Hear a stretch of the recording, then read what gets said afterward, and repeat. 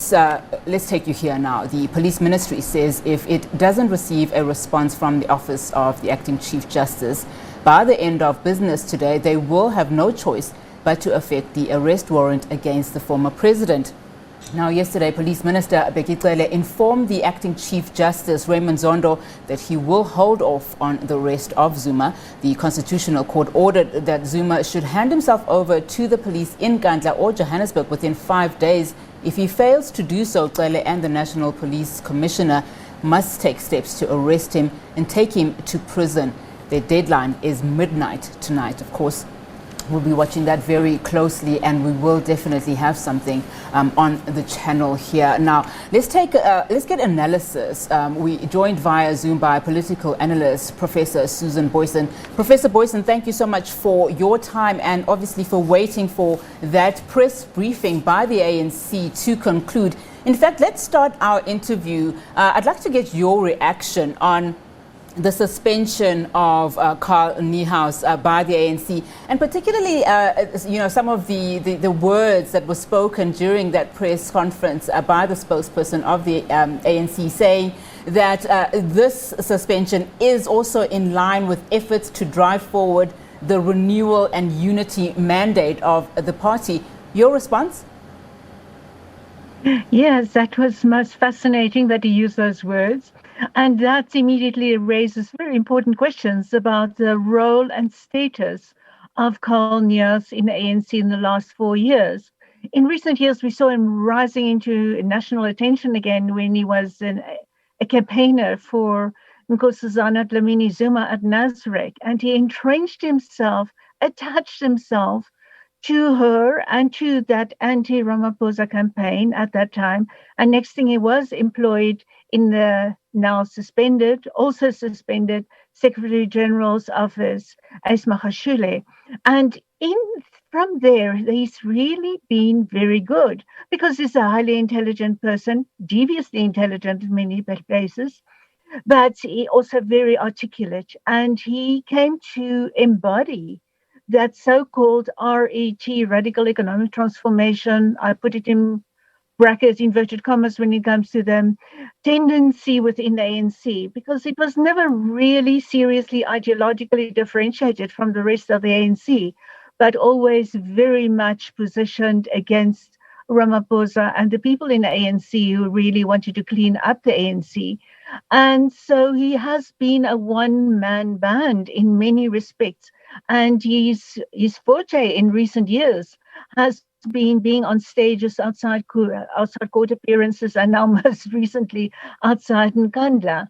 So he is not a person that has a widespread basis in the ANC or any legitimate institutional elect basis in the ANC, and he most certainly has been a thorn in the flesh of the mainline ANC, let's call it Ramaphosa ANC, for quite a number of years.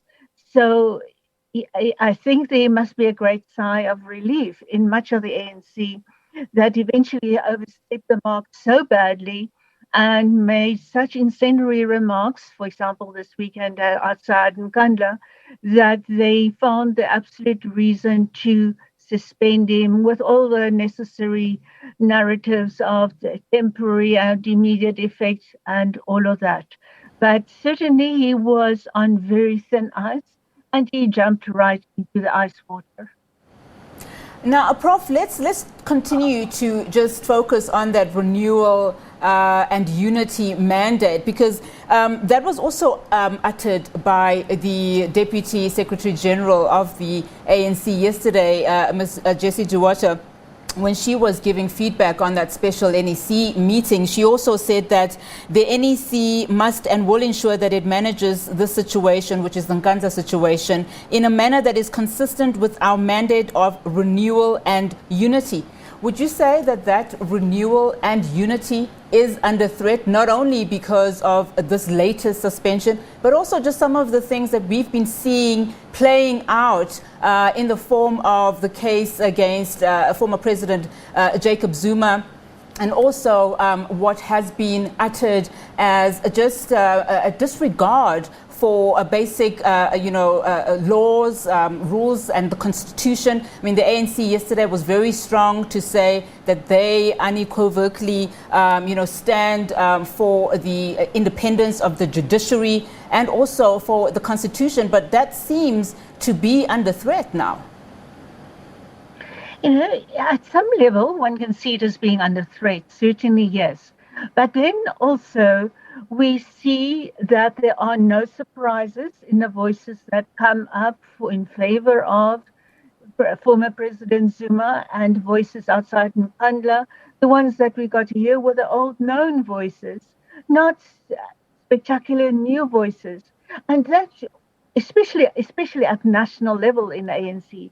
And that to me really indicates that Cyril Ramaphosa has continuously, over the last 6-8 months, been consolidating his position in the ANC.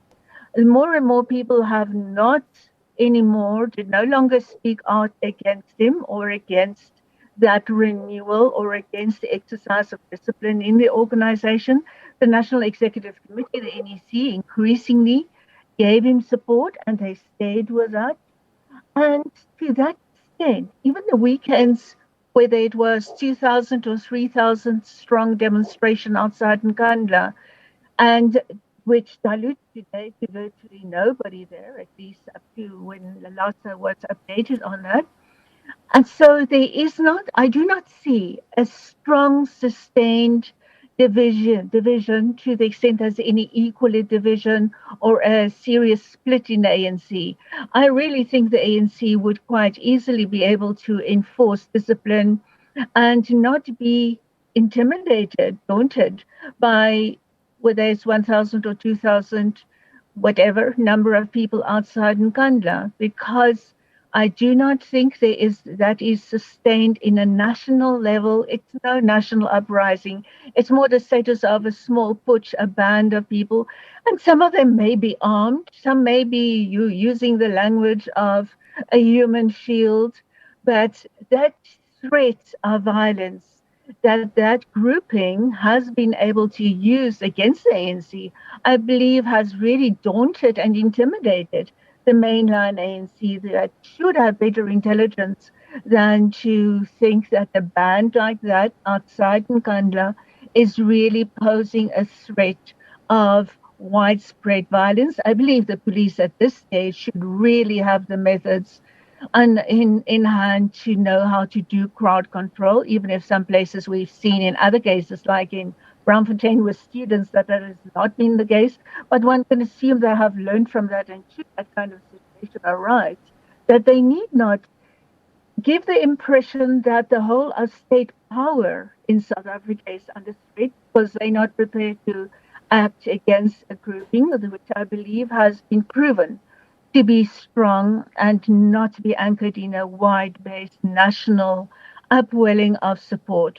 And that is really, in a context, very important to renewal of the ANC, that narrative they really like using, because this renewal is synonymous with clearing up corruption in ANC, and without acting against perpetrators and figureheads of, yes, certainly at the stage still, allegations of corruption, but figureheads of allegation of corruptions as former President Zuma is, without the ANC acting against that. They are very aware that the claims that they are becoming a renewed, cleaned up, relatively corruption-free, if not really corruption-reduced organization without these visible actions and putting down, eliminating the threats in peaceful police behavior control mechanisms. Without doing that, they do not hold any claim to that label. All right, Professor Susan Booysen, thank you so much for your analysis and your time this afternoon. We appreciate it.